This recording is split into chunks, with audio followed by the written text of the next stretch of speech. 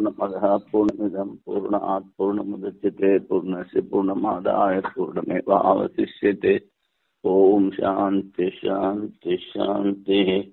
शंकरं शंकराचार्यं केशवं बादरायणं सूत्रभाष्यकृतौ वन्दे भगवन्तौ पुनः पुनः। ईश्वरो गुरुरात्मेति मूर्तिभेदविभागिने व्योमवद्व्याप्तदेहाय दक्षिणामूर्तये नमः। ओम शांति शांति शांति। అంగాబద్ధాధికరణం సంగతి. ఆత్మ యొక్క చైతన్యాది ధర్మాలు దేహంలో అసంభవమవటం వలన దేహ ఆత్మల భేదం పూర్వాధికరణంలో చెప్పింది. ఆత్మ చైతన్యము, దేహం జడము, అందుకని ఈ భేదం చెప్తారు. ఒక శాఖలో ఉన్న ఉద్గీత ధర్మములు శాఖాంతరీయ ఉద్గీతల్లో శాఖానుసారము సర్వభేదము కలిగి ఉన్నవి. ఉద్గీత అంటే ముందు చెప్పాము, సామ ఉపాసన, ఓంకారాన్ని ఉద్గీత దృష్టితో ధ్యానం చేయాలి. అవి ఒక్కొక్క శాఖలో ఒక్కొక్కలాగా ఉంటాయి. శాఖానుసారం సర్వభేదం కలిగింది. అన్యత్ర ప్రాప్తి సంభవం కాదు. ఇది గుణోపసంహారం కనుక ఒక చోట చెప్పిన ఉద్గీత ఉపాసన గుణాలు ఇంకో చోటకి తీసుకురాకూడదు. ఇది దృష్టాంత సంగతి. విషయం, ఈ అధికరణం ఉద్గీత కర్మాశ్రిత ఉపాసనలో శాఖాభేదంలో భేదాభేద విచారము. సామవేదంలో అనేక ఉపాసనలు చెప్పబడినవి. ఉద్గీతాదులు శాఖానుసారము సర్వభేదము కలిగి ఉన్నవి. ఆ కారణం చే పరస్పరము భిన్నములవుతున్నవి. శాఖ వేరైతే ఉద్గీత కూడా వేరవుతుంది. అందుకని వారిని పూర్తి చెప్పబడిన ఉపాసనలు అన్ని శాఖల్లో ఉపసంహరించుకొనబడవలైనా లేదా అని సంశయం. అంటే ఒక చోట చెప్పిన ఉపాసన గుణాలు ఉద్గీత ఉంది కనుక ఇంకో చోట తెచ్చుకోవచ్చా తెచ్చుకోకూడదా? అంటే ఇక్కడ ఉపాసన చేసేటప్పుడు ఆ గుణాలు కూడా తెచ్చుకుని ఉపాసన చెయ్యాలా అక్కర్లేదా? అది పూర్వపక్షం. తమ శాఖలో గల ఉద్గీతాది కర్మలతోనే ఉద్గీత ఉపాసన విధానం చేయబడినది. ఇప్పుడు పూర్వపక్షి ఇలాగే అచ్చడి చెప్పబడిన ఉపాసన అచ్చడి ఉద్గీతాదులను మాత్రమే ఆకర్షించును, ఉద్గీత ఉపాసన చేయము అని సామాన్య విధికి విశేష ఆకాంక్షలైన సన్నిహితంలో గల తమ శాఖలో ఉన్న విశేషముల ద్వారా ఆకాంక్ష శాంతమవుతున్నది. తమ తమ శాఖలో గల ఉద్గీతాదులు ఉపాసన వ్యవస్థ. పూర్వపక్షి ఎక్కడ ఏ గుణాలు చెప్తారో ఉద్గీత అక్కడ అవే చింతన చేయాలి అంటాడు. అప్పుడు సిద్ధాంతి ఉద్గీత శబ్దం ముఖ్య వృత్తి ద్వారా, ముఖ్య వృత్తి అంటే సామాన్యార్థం, ఉద్గీతలను చెప్పును. అన్ని శాఖల్లో ఉద్గీతలను చెప్పును. ఉద్గీత శృతి ద్వారా అన్ని శాఖల ఉద్గీత కర్మల్లో వీని ఉపాసన ప్రాప్తము. అన్ని శాఖల్లో కూడా ఈ ఉద్గీత ఉపాసన ప్రాప్తం. సన్నిధి కన్నా శృతి బలవత్తరము. ముందు చెప్పాం, శృతి లింగ వాక్య ప్రకరణ స్థాన సమాన, శృతి లింగ వాక్య ప్రకరణ స్థాన సమాఖ్యం. స్థానాన్నే సన్నిధి అని చెప్పచ్చు. సన్నిధి అంటే దగ్గర. ఇది చాలా దుర్బలమైనటువంటి ప్రమాణం. అన్నిటికన్నా బలవత్తమైన ప్రమాణం శృతి ప్రమాణం. అందుకని శృతి బలవత్తనము. ఒక స్థానంలో విధించిన కర్మాంగ ఉద్గీత ఉపాసన యొక్క చింతన అన్ని శాఖల ఉద్గీత కర్మల్లో చేయవలేను. అది సిద్ధాంతి చెప్పాడు. ఇప్పుడు దీనికి వైయాసక న్యాయమాలు. ఉక్తాదిధీహి స్వశాఖాంగే స్వేవాన్యత్రాపి వా భవేత్. సాన్నిధ్యా స్వస్వశాఖాంగే స్వేవాసౌ వ్యవతిష్టతే. ఉక్తోద్గీతాది సామాన్యం తత్తశబ్దై ప్రతీయతే శృత్యాత్ సన్నిధేర్బాధస్తతో అన్యత్రాపి యాత్యసౌ. ఉక్తము అంటే చెప్పబడినది, ఉక్తాది ధీహి బుద్ధి, స్వశాఖాంగే స్వేవా అన్యత్రాపి. ఈ ఉక్తాదులు ఉద్గీత ఉపాసనలో తమ శాఖలోనే చెయ్యాలా, ఇంకో చోట కూడా చెయ్యొచ్చా? అన్యత్రాపివా భవేత్. సాన్నిధ్యాత్ స్వస్వశాఖాంగే స్వేవాసో వ్యవస్థిస్తే. సన్నిధి ప్రమాణం వల్ల ఏ శాఖల్లో ఏ గుణాలు చెప్పారో అవే అక్కడే ఉపాసన చెయ్యాలి. ఇంతవరకు పూర్వపక్షం. అప్పుడు సిద్ధాంతం చెప్తున్నాడు, ఉక్తోద్గీతాది సామాన్యం తత్తత్ శబ్దే ప్రతీయతే. ఈ అన్ని ఉపాసనలో ఉద్గీత సామాన్యంగా కనిపిస్తోంది, ప్రతీయతే. శృత్యాచ సన్నిధేర్ బాధ. శృతి ప్రమాణం ద్వారా సన్నిధి ప్రమాణము బాధితం. అందుకని అన్యత్రాపి యాత్యసో.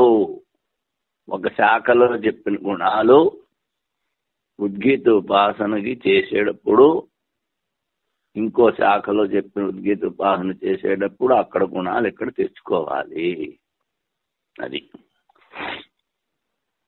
సంశయం. స్వశాఖలోనే ఉక్తాది బుద్ధి కలదా, లేక అన్యత్ర కూడా కలదా? పూర్వపక్షి. సాన్నిధ్యం. సాన్నిధ్యం అనేది ప్రమాణం, సన్నిధి. శృతిలింగ వాక్య ప్రకరణ స్థాన సమాఖ్య అంటారు. స్థానం అంటే సన్నిధి, అంటే దగ్గర.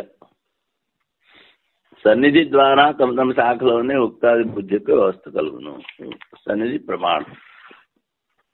సిద్ధాంతి. ఆయా శబ్దముల ద్వారా ఉక్తము అంటే స్తుతి. ఉక్తము అంటే స్తుతి, కథనం.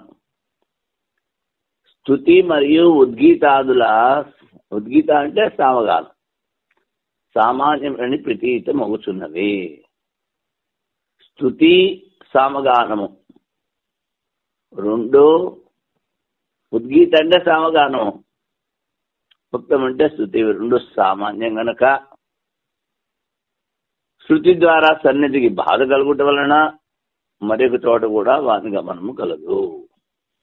అంటే ఒక చోట చెప్పిన గుణాలు ఇంకో చోట కూడా ఉద్గీత ఉపాసన చేసేటప్పుడు చెయ్యాలి. ఇప్పుడు దీనికి భారతీయ దీక్షల వారి వ్యాఖ్య. అంగాశ్రయ ఉపాసనలో ఉక్త శాస్త్రాదులు, ఉక్తం పేరు, కర్మాంగములో పృథివ్యాధి దృష్టి ఐత్రేయములో వినబడుతున్నది. పృథివ్యాధి దృష్టి ఐత్రేయ శాఖలో వినిపిస్తోంది అంటాడు. కౌశితకి అన్ని శాఖల్లో ఉక్తం యొక్క విధానము కలదు. ఉక్తం అంటే స్తుతి చెప్పారు, అది ఏది చెప్పలేదు. అంగాశ్రయము అంటే కర్మకి అనుబంధంగా ఉపాసన, దాని అంగాశ్రయ ఉపాసన అంటారు. సంశయ. పృథివ్యాధి దృష్టి ఐత్రేయ ఉక్తంలోనే వ్యవస్థితమా, లేక కౌశితకి మన అన్ని శాఖల్లో చెప్పిన ఉపాసనలో అన్ని శాఖల్లో ఉపసంహరించుకొనబడగలైనా? ఈ సంశయం. సన్నిధి ప్రమాణం ద్వారా తమ తమ శాఖలోనే వాని వ్యవస్థ, అన్యత లేదు. పూర్వపక్షి చెప్పాడు. సిద్ధాంతం. ముఖ్య వృత్తి ద్వారా ఉక్త శబ్దం అన్ని శాఖల్లో ఉక్త సామాన్య బోధన కలుగజేయను. స్తుతి అన్ని శాఖల్లో సామాన్యం. ఉక్త శృతి ద్వారా అన్ని శాఖల్లో గల ఉక్త శాస్త్రాలు అనువృత్తి ప్రాప్తం. అనువృత్తి అంటే ఒక చోట చెప్పింది ఇంకో చోట తెచ్చుకోవడం. అది అన్ని శాఖల్లో ఈ స్థుతి ప్రాప్తం. సన్నిధి కన్నా శృతి బలవత్తరం. కానీ అతడతడు విహితమైనను బుద్ధి సర్వత్ర అనుగతమైనా. కొన్ని చోట్ల కొన్ని గుణాలు చెప్తారు, ఇంకో చోట్ల ఇంకొన్ని గుణాలు చెప్తారు. కానీ ఉపాసన బుద్ధి అన్ని చోట్ల ఉంది, అనుగతం. స్థాపించింది. అందుకని ఉక్త ఉపాసన అన్ని శాఖల్లో ఉపసంహరించుకొనవలేను. ఈ ఉద్గీత స్థుతి ఏవైతే చెప్పారో ఆ ఉద్గీత ఉపాసన చేసేవాళ్ళు ఆ స్తోత్రాలను అన్నింటినీ పఠించాలి. అంగాబద్ధాస్తు న శాఖాసు హుయి ప్రతివేదం. ఇది అంగాబద్ధాస్తు తూ కానీ, అంగాబద్ధం అంటే కర్మకు అంగం అయినటువంటి ఉపాసన. నా శాఖాసు హి ప్రతివేదం అంటే ప్రతి శాఖలో చెప్పినవి తీసుకోకూడదు. తూ శబ్దము పూర్వపక్షము ఖండించుటకే. అంగాది ఉపాసనలు ప్రత్యేక వేదాంతంలో కేవలం తమ శాఖలోనే ఉన్న ఉద్గీతను మాత్రము ఆశ్రయించినవి కావు. ఓ నా అన్నది నా కేవలం ప్రతివేదం హి శాఖాసు. ఈ ఉపాసనలో కేవలం ఒకే శాఖలో చెప్పిన అక్కడే చెయ్యాలని కాదు. ఎందుకంటే టూ శబ్దాన్ని చెప్పి పూర్వపక్షి తెచ్చుకోకూడదా తెచ్చుకోవచ్చా అన్నది ఖండించేశారు. వాడి పూర్వపక్షి తెచ్చుకోకూడదు అన్నాడు కూడా, దాన్ని ఖండించారు. అందుకని కేవలము తమ తమ శాఖలో ఉన్న ఉద్గీతను మాత్రము ఆశ్రయించున్నవి కావు. అంటే అన్ని శాఖల్లో ఆశ్రయిస్తాయి. అన్ని శాఖల్లో ఉద్గీతను కూడా ఆశ్రయించును. ఉద్గీతం ఉపాసీత అనే ఉద్గీతం అంటే ఉపాసన యోగ్యము. సామాన్య ఉద్గీతం శృతి కాదు. ఇది సూత్రార్థం కేవలం. ఇప్పుడు సూత్రం వ్యాఖ్య. ముందు దేహము ఆత్మ భిన్నమవటం వలన కింద అధికరణంలో చెప్పారు. ఆత్మక చైతన్య ధర్మములు దేహములో ఉండుట అసంభవము అని చెప్పిరి. ఆత్మధర్మాలు శరీరంలో ఉండవు. ఒక శాఖలో ఉన్న ఉద్గీత ధర్మములు స్వరాది భేదం వలన అన్యత్ర సంభవము కాదు అని పూర్వపక్షి. ప్రతి శాఖ ఉద్గీత ధర్మముల అనుష్ఠానంలో నియమము కలుదనను. నియమం అంటే ఆ శాఖలో చెప్పిన స్థుతి ఆ శాఖలోనే చెయ్యాలి, ఆ గుణాలు అక్కడే చెయ్యాలి. సిద్ధాంతి నియమం లేదు. ఉద్గీత కర్మాశయ ఉపాసనలు ఓమిత్యేదాక్షరం ఉద్గీతం ఉపాసీత. సామవేదములో ఈ ఉద్గీత ఉపాసన చెప్పారు. ఏమిటి? ఓం ఏకాక్షర ఉద్గీత ఉపాసన చేయవలేను. ఓంకార దృష్టితో చెయ్యాలి ఉద్గీత. లోకేషు పంచవిధ సామోపాసీత. సామ ఉపాసనలో ఒక్కొక్క ఉపాసనకి 5 భాగాలు, కొన్ని చోట్ల 7 భాగాలు ఉన్నాయి. అది ఇక్కడ చెప్తున్నారు పంచవిధ సామ ఉపాసీత. 5 విధాలుగా చెప్పిన సామ గానాన్ని ఉపాసన చేయండి. 5 భాగంలో సామ ఉపాసన చేయవలను. ఇత్యాది స్థుతుల ద్వారా ప్రత్యేక వేదంలోని భిన్న భిన్న శాఖల్లో ఉపాసనలు విహితము. సందేహం. ఆయా శాఖల్లో ఉన్న ఉద్గీతాదులనే ఉపాసన చేయవలైనా అన్ని శాఖల్లో చేయవలైనా? పూర్వపక్షి. తమ తమ శాఖల్లో చెప్పిన ఉద్గీత ఉపాసనని విధించరి. ఉద్గీతం ఉపాసీత. ఇది వేదవాక్యం. ఉద్గీతం ఉపాసీత. ఉద్గీతం యొక్క ఉపాసన చేయవలెను. సామాన్య విధిలో విశేష ఆకాంక్ష కలిగిన స్వశాఖలో ఉన్న సన్నిహిత విశేషణం ద్వారా. ఇప్పుడు ఉద్గీత ఉపాసీత అన్నది సామాన్య విధి. ఏ ఉద్గీతను ఉపాసన చేయాలనే ఆకాంక్ష వస్తుంది. అప్పుడు స్వశాఖలో ఉన్న సన్నిహిత విశేషణం ద్వారా ఆకాంక్ష నివృత్తి కలుగును. అందువలన ప్రత్యేక శాఖల్లో ఉన్న ఉపాసనలకు వ్యవస్థ స్వీకరించవలేను. పూర్వపక్షి. ఎక్కడ చెప్పినా అక్కడే చెయ్యాలి అంటాడు. పూర్వపక్షి సిద్ధాంతం.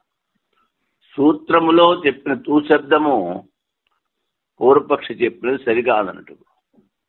అంగములలో సంబంధమైన ఉపాసనలు తమ తమ శాఖల ఉపాసనలకే వర్తించినవి కావు, కానీ అన్ని శాఖల ఉపాసనలను ఆశ్రయించును. ఉద్గీత శృతి సర్వత్ర సమానం. ఉద్గీత అంటే సామగానం. స్వశాఖ వ్యవస్థ స్వీకరించిన ఉద్గీత ఉపాసీత, ఉద్గీతమంతేమో ఉపాసన యోగ్యమో అను సామాన్య శృతి సన్నిధి వలన విశేష వ్యవస్థ చేసినచో శృతి పీడింపబడును. శృతి ఏం చెప్తుంది? ఉద్గీతంతో ఉపాసన చెయ్యాలి అని. నువ్వు సన్నిధి ప్రమాణం వల్ల అక్కడే చెయ్యాలంటే శృతి బాధితం అవుతుంది. అందుకని స్వరాది భేదమున్నను స్వరము, ఉదాత్త అనుదాత్త స్వరితాలు స్వరం అంటారు. ఆ స్వరం భేదం ఉన్న ఉద్గీత సామాన్య శృతి ద్వారా అన్ని శాఖలు ఉద్గీతలో చెప్పిన ఉపాసన అనువృత్తి చేయవలేను. ఇది సిద్ధాంతం చెప్పాడు. ఇప్పుడు మంత్రాదివద్వా విరోధ, సిద్ధాంతి ఇంకోటి చెప్తున్నాడు. విరోధం లేదంటున్నాడు. మంత్రాల్లా ఒక శాఖలో విధించిన ఉద్గీతోపాసన అన్ని శాఖల్లో ప్రాప్తమైనను మంత్రాదుల వలె విరోధం లేదు. మంత్రాదు బియ్యం పిండి చేయుటకు కుటురసి అని మంత్రం చెప్పారు. ఈ మంత్రము అన్ని శాఖల్లో ప్రాప్తమైనను విరోధము లేదు. అదే విధంగా ప్రకృతంలో తెలుసుకోనవలేను. దృష్టాంత ప్రదర్శనం. మంత్రాది వాయతు చెప్పే సూత్రంలో అంటే కుటురసి అని మంత్రం చెప్పడానికి. ఒక శాఖలో విధించిన మంత్రములు కర్మలు గుణములు మరొక శాఖలోనికి ఉపసంహరించడం విరోధము లేదు. ఇతర శాఖల్లోని కర్మాంగముల అన్ని శాఖల ఉద్గీత ఉపాసనలో ఉపసంహరించడను విరోధం లేదు. బియ్యం పిండి చేయుటకు రాయి తీసుకున్నప్పుడు చెప్పు మంత్రం కుటురసి అన్నది ఒక చోట చెప్పేది. వేరొక చోట బియ్యం పిండి చేయుటకు రాయి తీసుకున్నప్పుడు చెప్పు మంత్రము కుక్కుటోసి అనేది, లేక కుటురసి అని కూడా చెప్పవచ్చును. రాయి తీసుకోవాలి, ఆ పిండితో మళ్ళీ పురోడాసాన్ని చేసి దాన్ని మళ్ళీ హవనంలో వెయ్యాలి. ఇప్పుడు మంత్రం చదివి చేస్తేనే మీకు కర్మ యొక్క ఫలితం అపూర్వత అన్నది ఉత్పత్తి అవుతుంది. ఏదో చేసేసాం అనుకుంటే కుదరదు. అందుకని అలాగే సోమరసం తీసుకురావాలి. సోమరసం చెయ్యాలి అన్నప్పుడు సోమలతని తీసుకురావాలి అడవి నుంచి. ఆ అడవి నుంచి సోమలతాన్ని తీసుకొచ్చేటప్పుడు కూడా మంత్రం చెప్పి ముందు రోజున దానికి పూజ చేయాలి. రెండో రోజున తీసుకురావాలి, దాంతో రసం తీసి హవనం చేయాలి. అప్పుడు దానికి ఫలితం. తర్వాత హవనం చేసేటప్పుడు కర్రలు తీసుకురావాలి. అది మంత్రం ఏంటి? ఇషేత్వోర్జేత్వా అని మంత్రం చెప్పాలి. ఇది కాష్టం చినత్తి అంటే హవనానికి తీసుకొచ్చే కర్రలు తీసుకొచ్చేటప్పుడు కూడా మంత్రం చెప్పాలి. అప్పుడే కర్మకాండలో అపూర్వత అనేది ఉత్పన్నం అవుతుంది. ఎందుకని? చేసిన కర్మ నష్టమైపోతుంది, మనిషి పోతాడు, ఫలితం స్వర్గానికి వెళ్ళి అనుభవిస్తాడు. అందుకని మంత్రాలతో చెయ్యాలి కర్మలన్నీ. ఒక శాఖ ఎందుకు చెప్పబడిన ఉపాసనలు కూడా ఇతర శాఖలోనికి తెచ్చుకునబడవచ్చును అని సిద్ధాంతం చేశారు. భూమజ్యాయస్వాధికరణం. భూమ అంటే యో వై భూమ తత్సుఖం అని ఒకచోట చెప్పారు. ఇక్కడ జాయస్తం అంటే అధికం. ఇక్కడ ఏం చెప్తారో చూద్దాం. సంగతి ఉద్గీత శృతి ద్వారా సన్నిధి ప్రమాణం బాధించి ఉద్గీతాది ఉపాసనల ప్రయోగం అన్ని శాఖల ఉద్గీత కర్మలో చేయవచ్చునంది. భిన్న ఉపాసనలో విధి శృతిని ఫలశృతిని చూచుచు. విధి శృతి చెప్తుంది, ఫలము కూడా శృతి చెప్తుంది. ఈ రెండింటినీ చూస్తూ సమీపంలో ఉన్న సమస్త ఉపాసన స్తుత్యర్థమును బాధించి భిన్న ఉపాసనలో విధేయత్వం స్వీకరించవలేను అనినచో వ్యస్త సమస్త ఉపాసనలో వ్యస్త ఉపాసన స్వీకరించవలేను. వ్యస్తం అంటే విడివిడిగా, సమస్తం అంటే సంపూర్ణం, అన్ని. ఇక్కడ విడివిడిగా ఉపాసనలో విధేయత్వం, విధి, ఇది ఇలాగే చెయ్యాలి అన్నది విధి. ఆ ఉపాసనలో విధిని స్వీకరించడం వల్ల ఉపాసనలు వేరు వేరు. ఇది దృష్టాంతంగతి విషయం. ఛాందోగ్యంలోని వైశ్వానర విద్యలో, ఓ భగవంతుడా, నేను జులోకమును ఉపాసన చేస్తున్నాను. వాక్యముల ద్వారా జులోకము సూర్యుని వ్యస్త ఉపాసన వర్ణన కలదు. 6 ఋషులు అశ్వపతి కైకేయి దగ్గరికి వెళ్ళారు.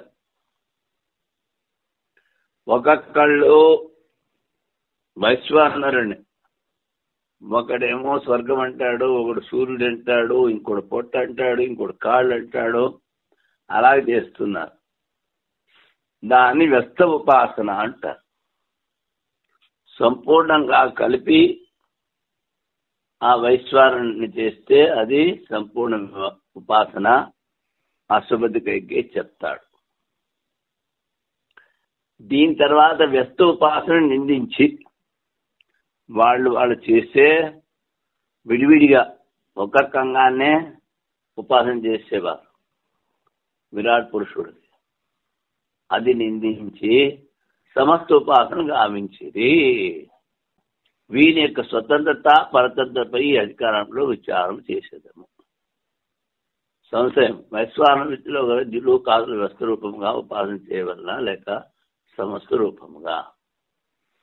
ఒకడు జులోకం శిరస్సు అంటాడు, ఇంకోడు సూర్యుడు కన్నులు అంటాడు, ఇంకోడు ధడ ఆకాశం అంటాడు, ఇంకోడు కాళ్ళు భూమి అంటాడు. అలాగే దాన్ని వ్యస్తోపాసన అంటారు. అంతే చేస్తున్నారు వాళ్ళు. అప్పుడు వ్యస్తోపాసనలో కూడా విధి మరియు ఫలం వినిపిస్తున్నది. విధి ఉంది, ఫలము, ఇలా చేస్తే ఏం ఫలితము అని కూడా చెప్పారు. అందుకని వ్యస్తోపాసన చెయ్యాలి అంటాడు పూర్వపక్షి. ఉపక్రమము ఉపసంహారం ద్వారా సమస్త ఉపాసన చింతన నిశ్చయమవుతున్నది. వ్యస్తోపాసన కన్నా వ్యస్తోపాసనల ఫలకథనము సమస్తోపాసన స్థుతి కొరకు చేసేది. వ్యస్తోపాసన నింద కూడా చేసేది. ఏ విధంగా దశపూర్ణమాస యాగము అంగములతో ప్రధాన సంయుక్తంగా అనుష్ఠానము చెప్పుట అభీష్టము. దశపూర్ణమాసాభ్యాం స్వర్గకామో చేత అన్నారు. అప్పుడు దశం అంటే అమావాస్య. అమావాస్య రోజుల్లో 6 యాగాలు చెయ్యాలి. పౌర్ణమాసంలో 6 యాగాలు చెయ్యాలి. అన్నీ కలిపితే అది దశపూర్ణమాస యాగం అవుతుంది. అంటే ఏమిటి? అంగములతో ప్రధాన సహితంగా అనుష్ఠానం చెప్పుడు అభీష్టము. నువ్వు ఊరికిన ఒకటే చేసేసి ఊరుకుంటే కుదరదు. ఆ విడిగా 6 ఉపాసనలో ఒకదాని పేరు చెప్తున్నాడు. ప్రయాజాదులను విడివిడిగా వ్యస్త ఉపాసన. ఈడో ఎత్తి తనును మాత్రం ఎత్తి ప్రయాజాది ఇలాంటివి అక్కడ చెప్పారు. విడివిడిగా ఉపాసన. అంగంతో ప్రధాన సహితంగా అనుష్ఠానం చెప్పి అభీష్టం కాదు. వైశ్వానర విద్యలో కూడా సమస్త ఉపాసన ప్రతిపాదించే అభీష్టము, కానీ వ్యస్తోపాసన కాదు.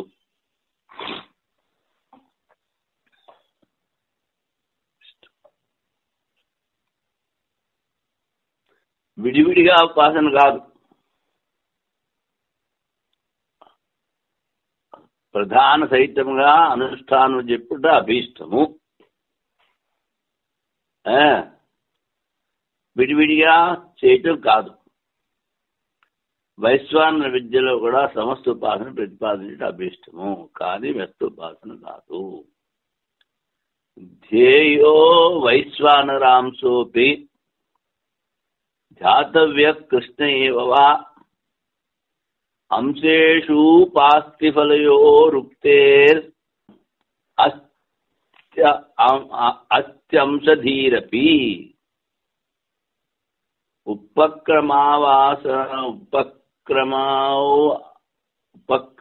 అవసానాభ్యాం సమస్తస్యైవ చింతనం అంశోపాస్తి ఫలే స్తుత్యై ప్రత్యేకోపాస్తి నిందన. వైశ్వానరుణ్ణి ఉపాసన చేసేటప్పుడు విడివిడిగా చెయ్యాలా, లేకపోతే కృష్ణ అంటే పూర్తిగా. అంశేషు ఉపాస్తి ఫలయోహో, ప్రతి అంశంలో కూడా ఫలితం చెప్పారు. అందుకని విడివిడిగా చెయ్యాలి అంటాడు. వృత్తి అంశధీరపి, అంశబుద్ధి ఉంది అని అంటాడు పూర్వపక్షి. ఉపక్రమము అవసానం అంటే ఉపసంహారం, ఇవి రెండు చూస్తూ మొత్తం చింతన చెయ్యాలి. మరి అంశంలో ఎందుకు ఉపాసన చెప్పారంటే అది సమస్తాన్ని స్తుతి చేయడానికి. ఎందుకంటే ప్రత్యేక ఉపాసన నింద చేశారు. అశ్వపతి కైకేయి ఈ ఉద్దాలకుడు వీళ్ళందరూ వెళ్ళినప్పుడు మంచిదైంది నా దగ్గరకు వచ్చావు, లేకపోతే కొంతకాలం చేస్తే నీ శిరస్సు బద్దలైపోయేది, నీ కళ్ళు పోయేవి, నీ బస్తి అంటే మూత్రాశయం పాడైపోయేది, నీ కాళ్ళు చోటపడిపోయేవి, ఇలాంటివన్నీ చెప్తాడు. ఇదేమిటి? వ్యస్త ఉపాసన నింద. అందుకని సమస్త ఉపాసన చెయ్యాలి. వైశ్వానర యాగం యొక్క అంశములను ఉపాసన చేయబడినా లేక సమస్త వైశ్వాన ఉపాసన చేయబడినా అంశముల ఉపాసన మరియు ఫలము చెప్పిరి కాన ఉభయములను అనగా సమస్తము మరియు వస్తోపాసన వివక్షితము. సిద్ధాంతి ఉపక్రమ ఉపసంహారం ద్వారా సమస్తం ఉపాసన వివక్షితము. వ్యస్త ఉపాసన దాని ఫలగతనము స్తుతి కొరకు. ఎందుకనగా ప్రత్యేక వ్యస్త ఉపాసనను నింద గావించిరి కనుక. ఇప్పుడు భారతీయుల వారి వ్యాఖ్య. పూర్వపక్షి వైశ్వానర విద్యలో విరాట్ రూప వైశ్వానరుని శిరస్సు స్వర్గలోకము, చక్షువు సూర్యుడు, ప్రాణము వాయువు, దేహ మధ్య భాగము ఆకాశం దడ అంటారు, ఉదకము మూత్రస్థానం, పృథివీ పాదములు మొదలగు రూపములతో ధ్యానాంగములు చెప్పిరి. ఈ అన్ని అంశములకు ప్రత్యేకంగా స్వతంత్ర ఉపాసన కలదు. ఉపాస్తి శబ్దము ఫలకథనము ప్రత్యేక స్థలంలో ఉపలబ్ధము. ఔపమన్యవా కం తం ఆత్మాను ఉపాస్తే. ఔపమన్యం వాడి పేరు. నువ్వు ఏ వైశ్వానరుని ఉపాసన చేస్తున్నావు? ఉపమన్యుడా, నువ్వు ఏ ఆత్మను ఉపాసన చేస్తున్నావు? దివమేవ భగవో రాజన్నితి. దివం అంటే స్వర్గం. ఆ స్వర్గము వైశ్వానరుడి తల అని ఉపాసన చేస్తున్నాను. వైశ్వానరుడి శిరస్సు స్వర్గలోకం పైన రాశాం. ద్యులోకమును స్వర్గలోకమని ఉపాసన చేస్తున్నాను. ఈ ద్యులోకం ఏంటి? ఆ వైశ్వానరుడి శిరస్సు. ప్రశ్న సమానం ద్వారా ద్యులోక మాత్ర ఉపాసన చూడబడుతున్నది. మళ్ళీ తవ సుతం ప్రసుతం ఆసుతం అని ఫలం చెప్పారు. అంటే ఆహుతులు అవి నీ ఇంట్లో ఉన్నాయని. సోమయాగ విశేషం యొక్క అంగీకారం ఫలరూపంగా చూడబడుతున్నది. అన్య ఉపాసనలు వాని ఫలం కూడా ఉదాహృతములు. శిరస్సు ఒకటి చెప్పాడు. సూర్యుడు, చక్షువు, ప్రాణము, దేహ మధ్య భాగం, ఉదకము, మూత్రస్థానం, పృథివీ, ఇవన్నీ కూడా అన్ని విడివిడిగా చెప్పారు. అన్ని ఉపాసనలు వాని ఫలం కూడా ఉదాహృతం.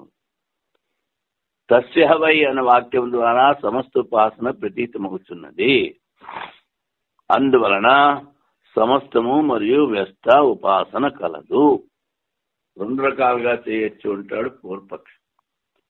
సిద్ధాంతి సమస్త ఉపాసనే వివక్షితము, వ్యస్త ఉపాసన వివక్షితం కాదు.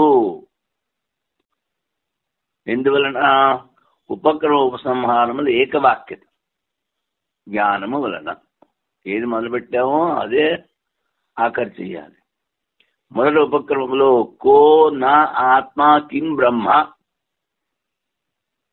అంటే ఈ వాక్యములో ఉపాసన ద్వారా సంపూర్ణ బ్రహ్మ విచారం చేయడం చెప్పింది.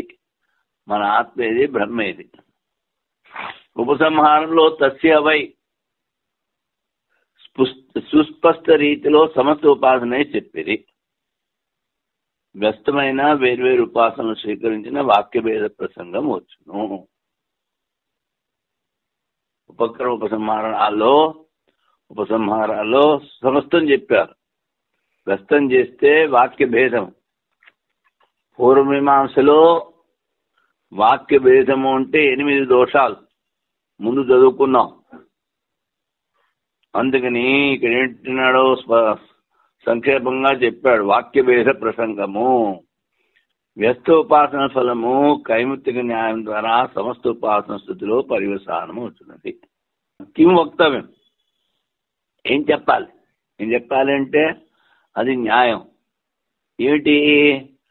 ఇది వ్యస్త ఉపాసన సమస్తంలోనే ఆఖరవుతుంది. అనేక ఉపాసనల కొరకు వాక్య భేదం స్వీకరించిన ఇప్పుడు విడివిడిగా ఉపాసన చెప్తే మూర్ధాతే వ్యపతిష్య. ఎవడైతే కేవలం శిరస్సు స్వర్గలోకం అని ఉపాసన చేస్తున్నాడో వాడికి అశ్వపతి కైకేయి చెప్పాడు, మంచిదైంది నా దగ్గరకు వచ్చావు, ఇంకా ఇలా కొంతకాలం ఉపాసన చేస్తే నీ తలగా బద్దలైపోయేది, తల విరిగి పడిపోయేది అంటాడు. మూర్ధాతే వ్యపతిష్యత్. ప్రత్యేక ఉపాసన నింద చేయ వాక్యములు నిరర్థకములు. ఇవి శృతి చెప్తోంది కదా, ఇవన్నీ వ్యర్థం అవుతాయి. అందువలన సమస్త ఉపాసనే న్యాయము. భూమ్న క్రతువజ్జాయస్త్వం తథాహి దర్శేతి. భూమ అంటే పూర్తిగా. ప్రాచీనశాల ఔపమన్యవాన్ వాక్యములో వాడు మొదటివాడు. నిద్ర వస్తుందా? సమస్త ఉపాసనమునే ప్రధాన రూపంగా ప్రతిపాదన గావించిరి. ప్రత్యేకంలో వైశ్వానర ఉపాసన వ్యస్త రూపంగా చెప్పబడింది. ఏ విధంగా దశపూర్ణమాస యాగంలో అంగములు ప్రధానముకే ప్రయోగింపబడునో అదే విధముగా విడివిడిగా వ్యస్త ప్రియాజాదుల కొరకు కాదని ప్రకృతంలో తెలుసుకొనవలేను. ఊరికనే ప్రియాజాదులు ఏవో 6 ఏదో ఒకటి చేసేసి దశపూర్ణమాసం చేసామంటే కుదరదు. అందుకని సమస్తోపాసనయే చెప్పిరి. శృతి ప్రాచీన శాలాదులు చెప్పిన వ్యస్తోపాసన నింద చేసి కైకరాజు ద్వారా, కైక అంటే అష్టపతి కైకేయి వాడి పేరు, అలా చెప్పకుండా ఇక్కడ కైకరాజు ద్వారా అన్నాడు.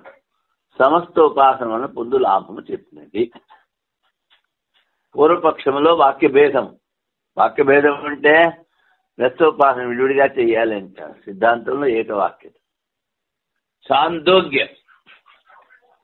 వైశ్వానర విద్యలో దివమే భగవో రాజన్ నిత్యో భాష మొదట డిగివాణి చెప్పాడు, స్వర్గాన్నే నేను శిరస్సు అని ఉపాసన చేస్తున్నాను, స్వర్గమునే ఉపాసన చేస్తున్నాను.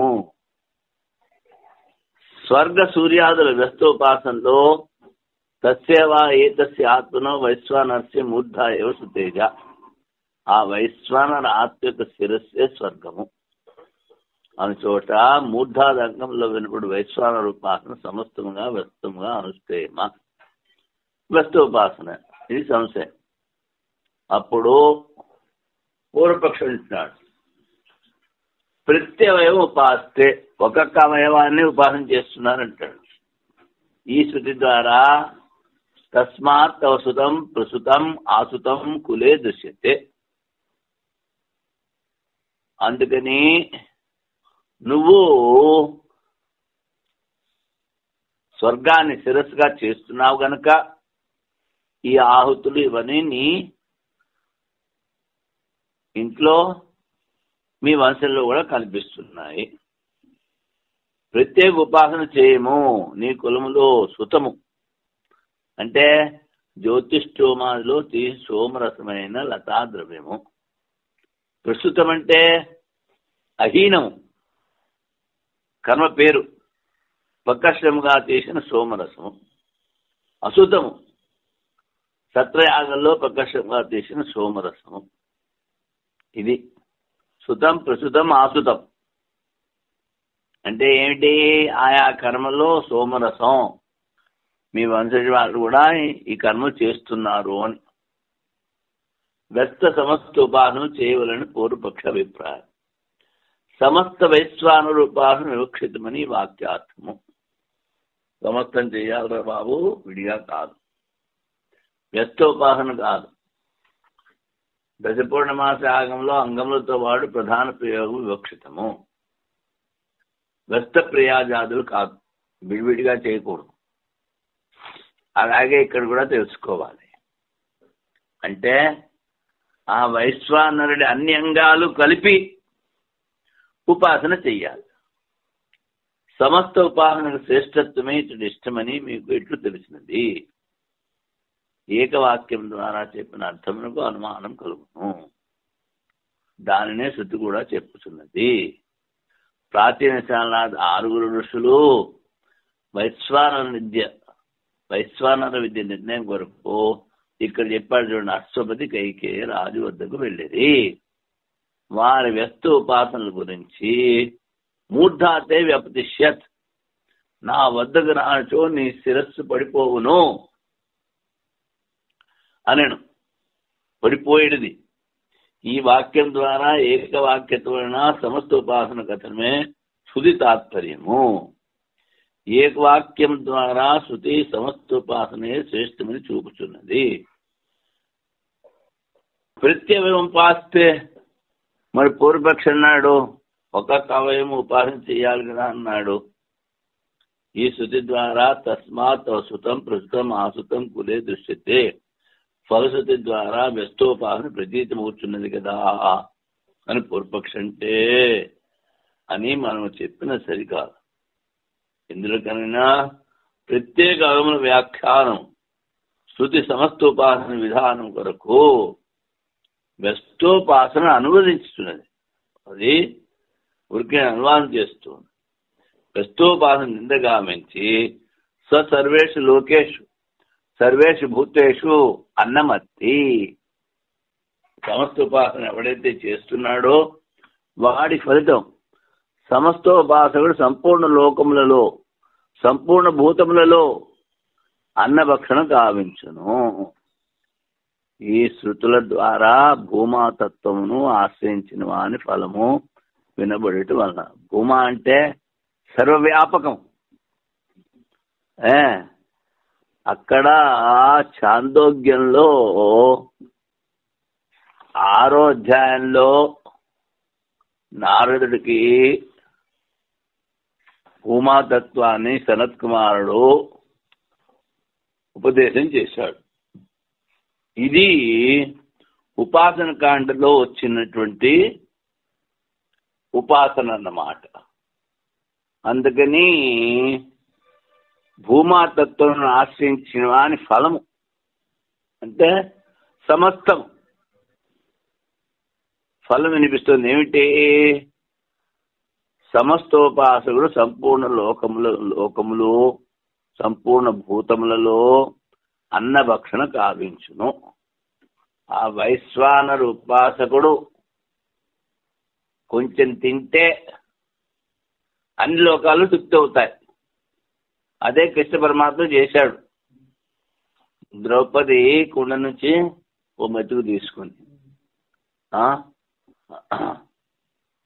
అందుకని వినబడటం వలన ఏ దోషము లేదు. సమస్త ఉపాసన శ్రేష్టమని చెప్పుటే శృతి అభీష్టము. ఇప్పుడు శబ్దాది భేదాధికరణం సంగతి.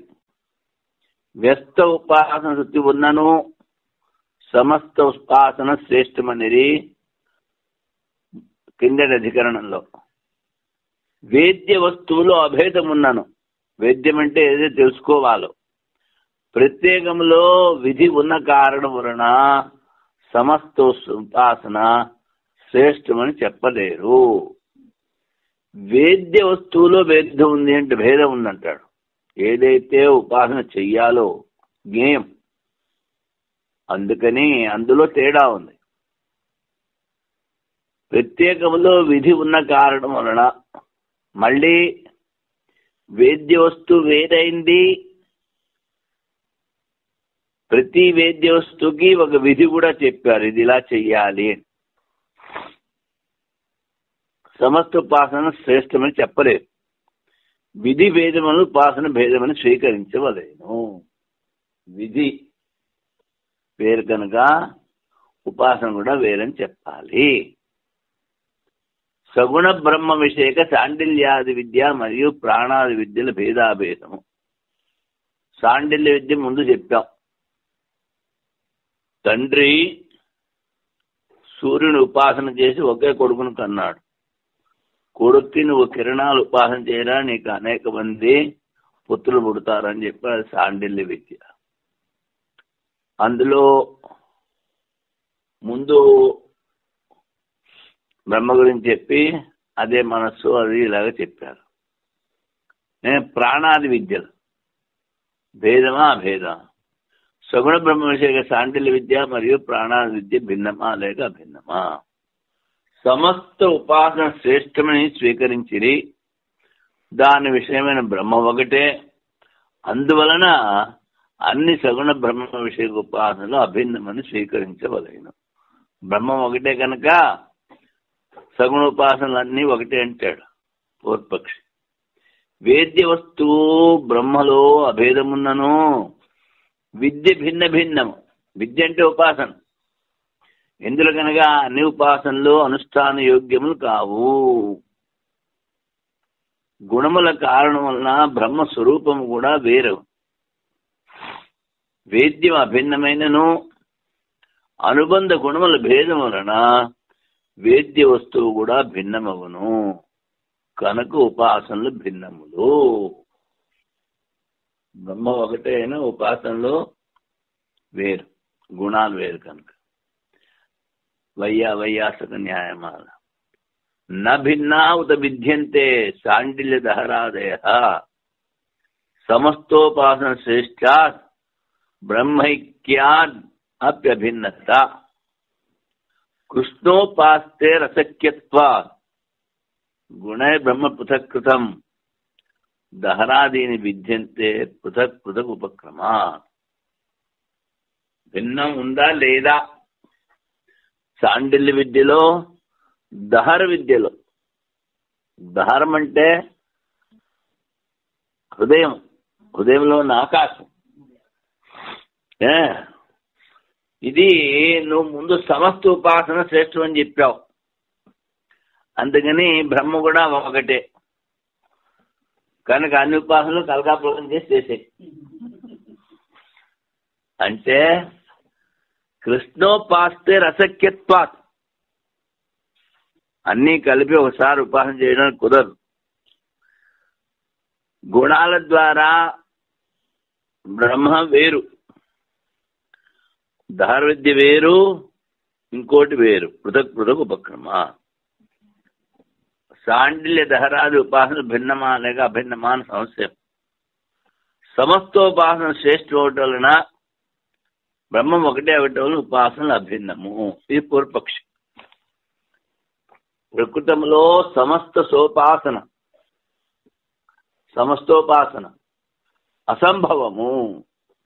గుణముల ద్వారా బ్రహ్మలో భేదం కలుగుట వలనను, విడివిడిగా ఉపక్రమం చేయటం వలనను దహరాది ఉపాసనలు భిన్నములు. దీనికి భారతీయ తీర్థుల వారి వ్యాఖ్య. చాందోగ్యంలో శాండిల్య మరియు మధు విద్య. మధు విద్య అంటే సూర్యుడు అందరి దేవతలకి మధుతో సమానం, అంటే ఆనందాన్ని ఇస్తాడని. అన్య శాఖల్లో కూడా కలదు. పూర్వ అధికరణం వల్లనే సమస్తోపాసన శ్రేష్టమవటం వలన వేద్య బ్రహ్మం ఒకటే వలన విద్యలు అభిన్నము. సిద్ధాంత్ పూర్వపక్ష అయింది. ఇప్పుడు సిద్ధాంత్ అనంత విద్యలను ఒకటిగా చేసి అనుష్ఠానం చేయడం సర్వదా అసత్యం. అందువలన విద్యల భేదము స్వీకరించుటే ఉచితము. గుణభేదం వలన బ్రహ్మలో భేదం స్వీకరించడం వలన విద్యల భేదం స్వీకరించుట ఉత్తమం. గుణాలు వేరు కనుక విద్య వేరు, ఉపాసన వేరు. గుణభేదం వలన బ్రహ్మలో భేదం స్వీకరించవలన వేద్య బ్రహ్మ ఒకటే కథనం ద్వారా దోషం రాదు. ప్రత్యేక విద్య యొక్క పరిమాణము నిశ్చయం కాజాలదు అని చెప్పజాలము.